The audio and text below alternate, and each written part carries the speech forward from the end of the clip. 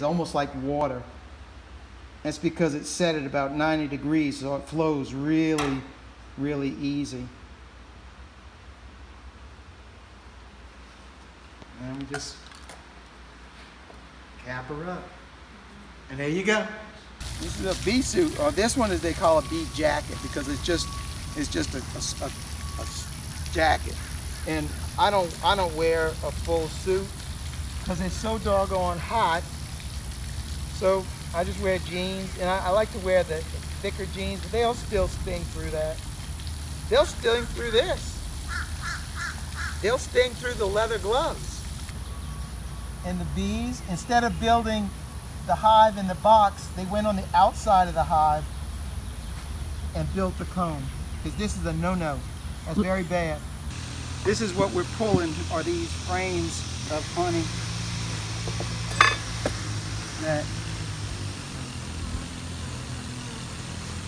So in this box, there's 10 of these. And on the back of the trailer, we have 15 of them, just like this. Each one of these boxes weighs about 70 to 80 pounds. So that's why it takes 2 of us to do this.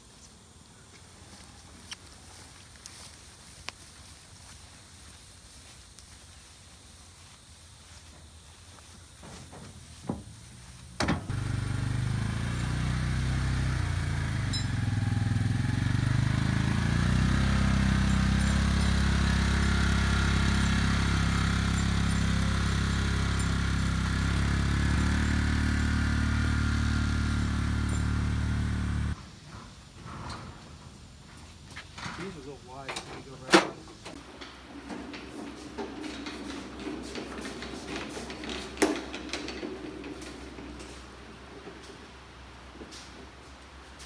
You take these frames. I mean, it's like, this right here probably weighs 27 and 10 pounds. This one frame. And there's 10 of those in here. So let's say that this entire box weighs anywhere between 70 and 100 pounds. Okay, this is what we call our uncapping machine, and it's a chain uncapper. The frame comes through here, and as it comes through here, both sides are uncapped. That's the wax cappings that are on the frame so we can release the honey. We take that frame and we put it in our extractor. Our extractor holds 48 frames at a time. We turn it on, it spins it, and it's basically a centrifuge is what it is, and it spins the honey out. Those cappings that we're talking about that comes off of those frames, those cappings go into this tub right here. And with those cappings, there's a fairly large amount of honey on those cappings. Yeah. And on those caps, we'll take those caps and we'll put them in this machine that's over here. This machine is another centrifuge, and it will spin those caps in here with that honey that was left on it, and it'll extract every bit of that honey, and those caps actually come out really dry. So we basically get every bit of honey that the bees produce. Because those poor little bees, I mean, it takes a lot of bees to make just a tiny amount of honey. And we keep this, it's a jacketed kettle.